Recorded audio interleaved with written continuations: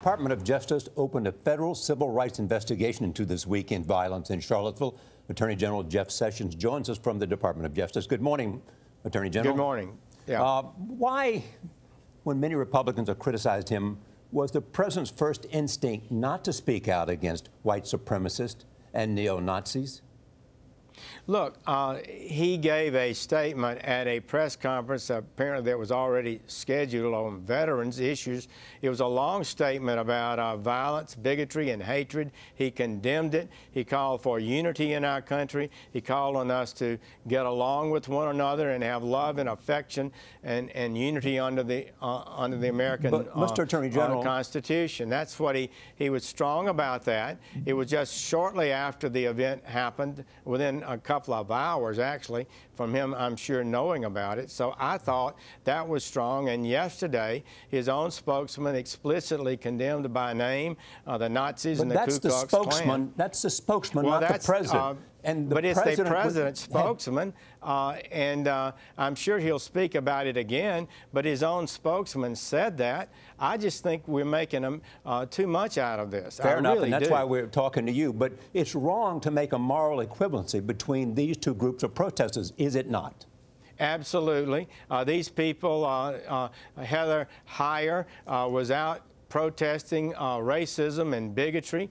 She has a right to do that. That this individual had no right to drive a car into them and kill people, and killing her and injuring others, some of them very seriously. This is absolutely unacceptable. It cannot be countenanced.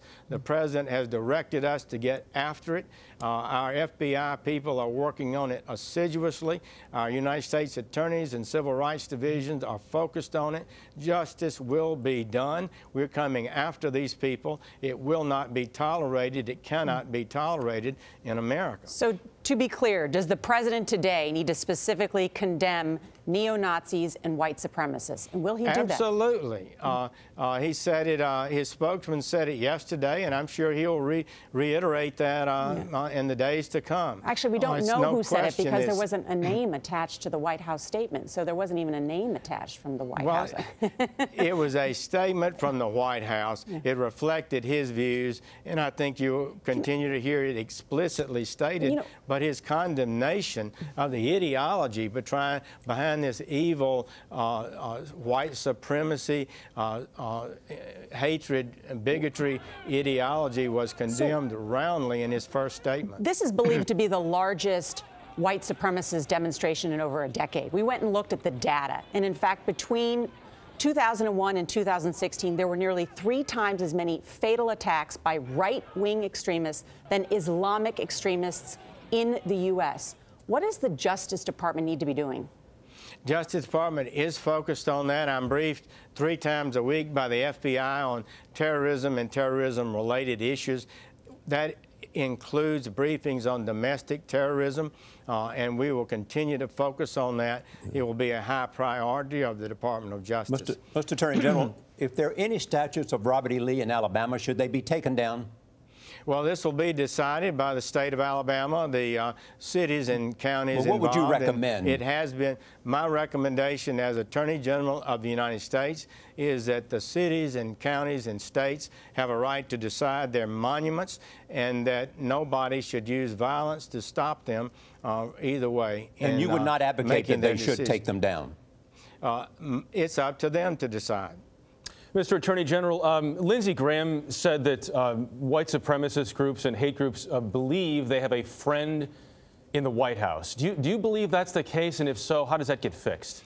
I don't believe that's the case, and the directions I've gotten from the White House is what I believe, and it's what I believe, is that we will not tolerate this kind of hatred and violence. We will not allow these extremist groups to obtain credibility. Morally, legally, they're unjustified in their actions and approach to American democracy. It cannot be countenanced. Mr. Attorney General, let me ask you about your relationship with President Trump. About 2 weeks ago, he tweeted he called you beleaguered and very weak. How would you characterize your relationship today? Well, I think it's considerably better. I look forward to meeting with him today. He's asked to meet with me and the FBI director to discuss Charlottesville, and I appreciate that opportunity. And I share his vision for a lawful America where people can walk the streets safely without fear, that children can play outside, and this surge in murders will be reduced. Do you share his vision of what he said about the leader of the Senate, Mitch McConnell? Well, Mitch McConnell is got a tough job. It's a hard job. I know the president is frustrated about the failure of the health care bill, and he speaks plainly when he chooses to, and that's his view at this time, and he has the right to express it. Mr. Attorney General, how long do you think you'll be in this job? Well, I intend to serve as long as I can make a contribution and as long as the president wants me to serve. He can have as his attorney general someone else if he chooses. He can ask me to depart. But I intend to fulfill my duties. I feel good about what we are accomplishing. I feel like we are accomplishing the president's agenda in an effective and professional way, utilizing the best of our legal staff that we have here. Will you, one last question, will you make the issues that happened in Charlottesville a priority for you and the Department of Justice? It absolutely is. There's no bigger case right now that we're working on. Every resource that's needed will be dedicated to it.